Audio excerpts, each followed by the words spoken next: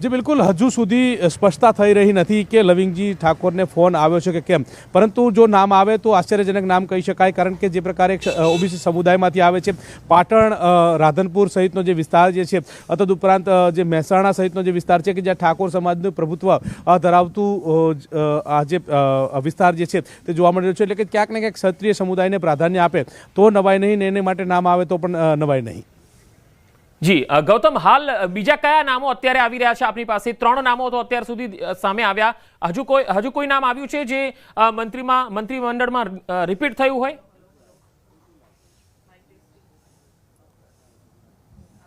જી બિલકુલ, અત્યારે હાલ તો 3 લોકોના નામ જે છે તે સામે આવ્યા છે। આ 3 લોકોને ટેલિફોનિક જાણકારી આપી દેવામાં આવી છે। ત્યાં 3 નામોની કુમાર બાવળિયાનું નામ। જી ગૌતમ, હું આપની પાસે આવીશ। હાલ દર્શકોને જણાવી દઈએ 3 નામો, પ્રફુલ્લ પાનસેરિયાને પણ ફોન આવી ગયો છે અને કુંવરજી બાવળિયાને પણ ફોન આવ્યો છે। આ બંને વર્તમાન સરકારમાં તો મંત્રી હતા જ અને ફરી એક વખત તેમનું રિપીટ થવું નિશ્ચિત મનાઈ રહ્યું છે। લવિંગજી ઠાકોરને લઈને હજુ અસમંજસની સ્થિતિ બનેલી છે, કારણ કે હજુ પહેલા એવી વાત હતી કે તેમને ફોન આવ્યો છે, પરંતુ હાલ હજુ સ્પષ્ટતા નથી થઈ કે તેમને ફોન આવ્યો છે કે નહીં। પણ 3 નામો અત્યાર સુધીમાં સામે આવ્યા છે જેમને ફોન આવ્યો છે અને તેમનું મંત્રી બનવું નક્કી મનાઈ રહ્યું છે। કુંવરજી બાવળિયાને ફોન આવી ગયો છે, પ્રફુલ્લ પાનસેરિયાને ફોન આવી ગયો છે। પ્રફુલ્લ પાનસેરિયા વર્તમાન સરકારમાં રાજ્યકક્ષાના શિક્ષણ મંત્રી હતા અને સાથે કુંવરજી બાવળિયા છે એ સિંચાઈ મંત્રી હતા। ફરી એક વખત તેમણે જ્યારે રિઝાઇન આપ્યું ત્યારે હાલ જ અપડેટ આવી છે કે આ બંને મંત્રીઓને ફરી એકવાર રિપીટ કરવાના છે।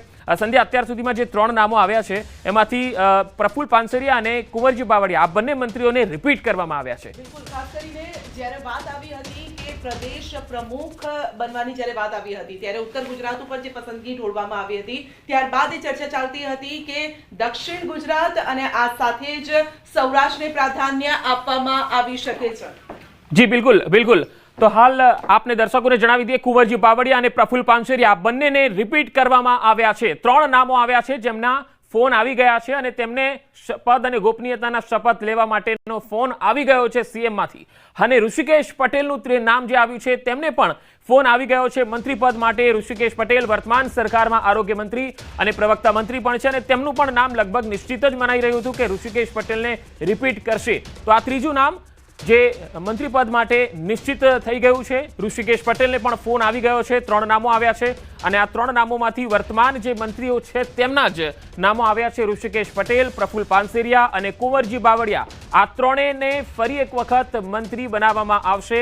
ફરી એક વખત તેઓ શપથ લેશે। 3ને ફોન આવી ગયા છે। નામ કપાઈ શકે છે, કેટલા ઇન થઈ શકે છે? ગૌતમ, સવાલ હવે એ થઈ રહ્યો છે કે જે જૂના છે તેમના ઉપર વધારે દારમદાર અત્યારે દેખાઈ રહ્યો છે, તો નવાનું લિસ્ટ કયું હશે? કયા એવા ચહેરાઓ હશે અથવા તો જૂના કેટલા રિપીટની અત્યારે થિયરી અપનાવાઈ રહી છે? જી બિલકુલ, અત્યારે હાલ ટેલિફોનિક જાણકારી કરવામાં આવી રહી છે અને તમામ લોકોને શપથ માટેના ટેલિફોનિક જાણકારી આપવામાં આવી રહી છે, જે અંતર્ગત અત્યાર સુધીમાં જે મળતી માહિતી અનુસંધાને 4 લોકોને રિપીટ કોલ જે છે તે આવ્યો હોવાની સંભાવના જે છે તે વ્યક્ત કરવામાં આવી રહી છે અને 100% તે તમામને ફોન આવી ચૂક્યો છે અને તેઓ તૈયારી પણ કરી રહ્યા છે। આ 4 નામો અંતર્ગતની વાત કરીએ તો ઋષિકેશ પટેલ જે છે તે અત્યારે હાલ આરોગ્ય મંત્રી છે અને તેમને રિપીટ કરવામાં આવી રહ્યા છે અને તેમના નામ ઉપર આ મોહર જે છે તે વાગી છે, એટલે કે ફરી એકવાર તેમને ચાન્સ જે છે તે આપવામાં આવ્યું છે। આ ઉપરાંત હર્ષ સંઘવી જે ગૃહ રાજ્યમંત્રી છે અને તેમને પણ ટેલિફોનિક જાણકારી આપી દેવામાં આવી છે અને તેમને પણ ફોન કરી અને રિપીટ કરવામાં આવી રહ્યા છે, એટલે કે આ બીજા એવા મંત્રી છે કે તેમને પણ રિપીટ કરવામાં આવે છે। આ ઉપરાંત સિંચાઈ મંત્રી કુંવરજી બાવળિયા જે છે કે કેબિનેટ કક્ષાનો દરજ્જો ધરાવે છે અને તેમને પણ આ કોલ જે છે તે કરવામાં આવ્યો છે, એટલે કે તેમને પણ ફરી એકવાર રિપીટ કરવામાં આવ્યા છે, એટલે કે આ 3 નેતાઓ જે છે આ તેમને રિપીટ કરવામાં આવે છે। આ ઉપરાંત રાજ્યકક્ષાના મંત્રી જે પ્રફુલ્લ પાનસેરિયા જે છે આ તેમને પણ રિપીટ કરવામાં આવી રહ્યા છે। આ 4 નેતાઓ જે છે તેમને ટેલિફોનિક જાણકારી આપી રહ્યા છે આપણી પાસે। શપથ ગ્રહણ 6 જે મંત્રીઓ રિપીટ થઈ શકે છે, પ્રફુલ્લ પાનસેરિયા, કનુ દેસાઈ, હર્ષ સંઘવી, આ સાથે કુંવરજી બાવળિયા, પરસોત્તમ સોલંકીને પણ ફોન આવ્યો છે એવી વાત છે। હીરા સોલંકીની વાત હતી, પરંતુ તેમના ભાઈને ફરી એક વખત અહીંયા રિપીટ કરવામાં આવે તેવી વાત છે। તો 6 જેટલા નામ છે અત્યારે આપણી પાસે।